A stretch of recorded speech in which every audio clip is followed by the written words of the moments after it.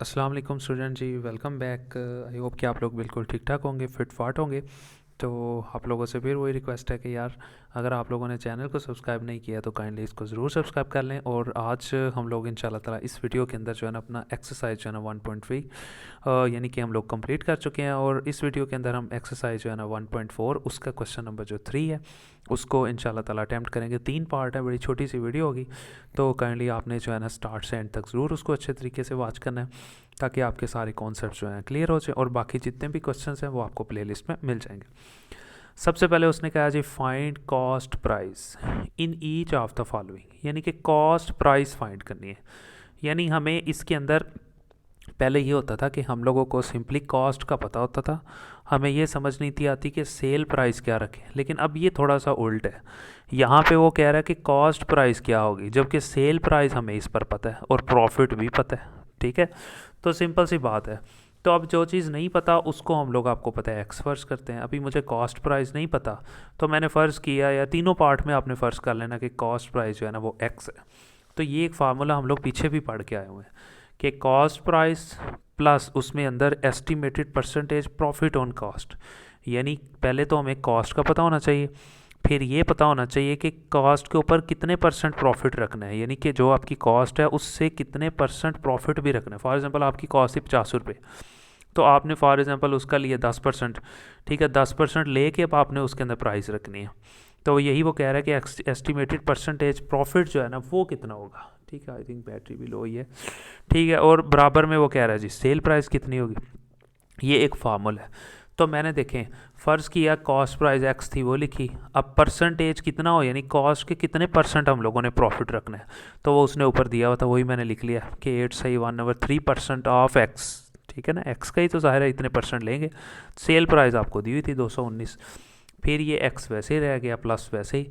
अब 8 लिखा और 1/3 को डिवाइड किया, यानी 8 रह गया और 1/3 को डिवाइड किया तो 0.33 आ गया, वो भी साथ लिख लिया।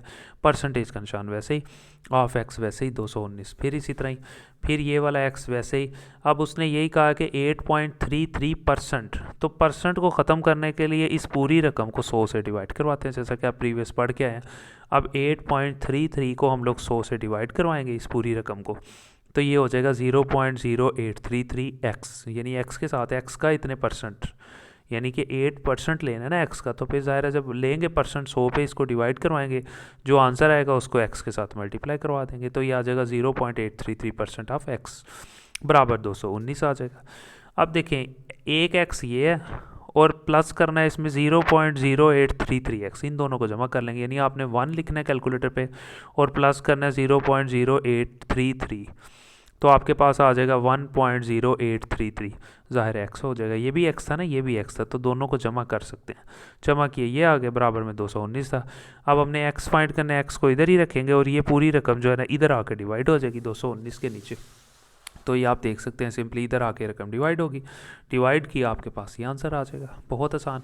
अब सेल, फिर दोबारा बी पार्ट है, सेल प्राइस दिया लेकिन इस बार लॉस दिया हुआ है कि इतने परसेंट लॉस हुआ है हमें। तो जब लॉस होता है ना तो फिर कॉस्ट में से माइनस करवाते हैं। देखिए फार्मूला फिर वही, कॉस्ट प्राइस माइनस परसेंटेज, पहले प्रॉफिट लिखते थे अब लॉस लिखेंगे कॉस्ट पे, बराबर में सेल प्राइस आ जाएगी। फिर इसी तरह लेट की थी ना, पहले कॉस्ट प्राइस एक्स थी माइनस, अब कितने परसेंट लॉस हुआ है कॉस्ट का, 20% ऑफ एक्स। अब ज़ाहिर ऊपर दिया हुआ उसने कि कॉस्ट का कितने परसेंट लेना है, कॉस्ट क्या थी हमारी, एक्स फ़र्ज़ की हुई थी, तो 20% ऑफ एक्स, ये हमें पता था। फिर एक्स लिखा, माइनस लिखा और 20%, परसेंट को ख़त्म करने के लिए ना 20 को 100 पे डिवाइड करवा देंगे। जब 20 को 100 पे डिवाइड किया तो 0.20x आ गया, बराबर में 140 आ गया। अब देखें, एक एक्स ये है और 0.20x ये, दोनों को जमा कर लें 1, और ये 0 पॉइंट यानी कि सॉरी माइनस कर लें, यानी कि 1x में से माइनस करवाएं 0.20x, तो 1 में से जब 0.20x को माइनस करवा देंगे तो आपके पास आ जाएगा 0.80x, यानी ये 1 था ना पूरा, ये एक x है और ये है 0.20x, तो 1 में से जब ये रकम निकाल देंगे तो ये रह जाएगा बराबर में 140। फिर इसी तरह एक्स फाइंड करना, एक्स इधर ही रहेगा, ये पूरी रकम जो है एक्स से मल्टीप्लाई होती है, इस पूरी रकम को उठाएंगे और इसके नीचे ला कर डिवाइड करवा देंगे। एक्स वैसे ही दोनों को डिवाइड करवाया तो आपके पास ये आंसर आ जाएगा, और ये हमारी कॉस्ट प्राइस हो जाएगी, जो कि उसने यहाँ पे आप लोगों से रिक्वायर्ड की हुई है। उसके बाद दोबारा जो है ना सी पार्ट आ जाएगा, सेल प्राइस दी है, फिर लॉस दिया हुआ है, दोबारा कॉस्ट प्राइस फाइंड करनी है।